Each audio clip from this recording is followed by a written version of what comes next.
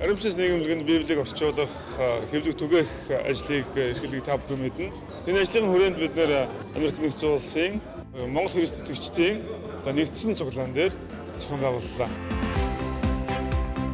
Сиэтл хотод энэ бүх зүйл болж байгаад үнэхээр баяртай байна. Библи ямар үнцэнтэй юм бэ? Ямар түүхтэй юм бэ? Монгол нутаг сайн мэдээ анх орж ирсэн. Орж ирэхийн тулд хэрхэн орчуулагдсан. Тэгээд хойд Америк дахь 14 дахь удаагийн нэгдсэн чуулган байна маш амжилттай үргэлжилж байна. Иохан номын 1:39 дээр Есүс ир та нар харна гэж хэлсэн үрээний дагуу ойролцоогоор 430 хүн ирсэн байна. Америкт байгаа итгэгч нарын хувьд болохоор зэрэг ариун бичээс нийгэмлэгээ сонссон, нэрийг харсан л байгаа. Яг одоо ийм хүмүүс байна, ийм зорилготой ингээд ажилтдаг юм байна гэдэг зөндөө олон мэдээлэлтэй болж авлаа.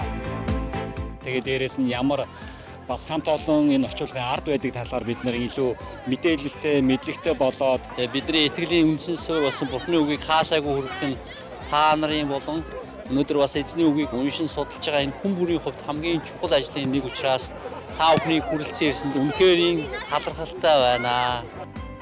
Солонгос, Японд хэвлэхээс өмнө Монгол Библи бол орчуулгад хэвлэгдэж ирсэн байна. Хүмүүс хэлдэг шүү дээ.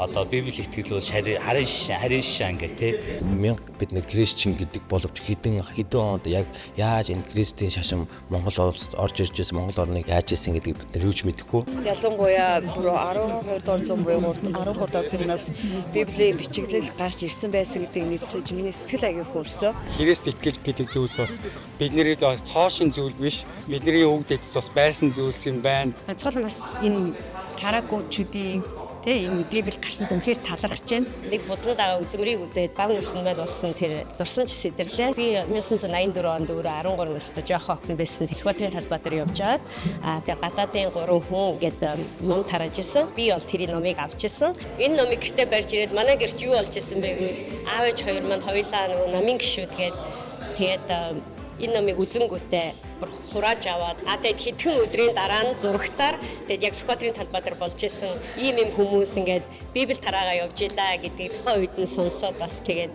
өөрөө ч гэсэн хүүхдээсэн болохоор айж исэн юу эснийг олж мэдэхгүй байсан учраас тийм юм болж исэн шүү гэдгийг бас хэлмээр байна. Тэрний нэг нь би өөрөө байгаа шүү. Тэгээд тэр номыг авч исэн хүн би шүү гэдгийг хэлмээр байна. Энэ бүх зүйлийг бид нарт одоо тэнгис талаа гатлан ирж одоо үзүүлэнгүүдийг тавиад энд авчираад зөөгөөд маш их хүч хөдөлмөр гаргаад энэ чи авчирхад нэгээд хилээ ачаа ямар үнэтэй билээ тэр болгоны чи биднээс ойлгож байгаа шүү дээ Монголоос чи авахд тэгч болоод 10 жил болж байгаа.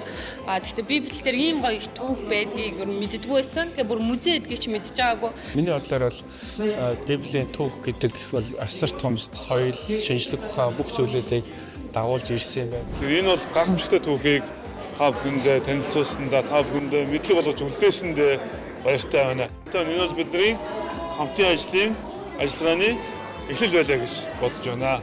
Та бүгдийг эвгүй болтугай.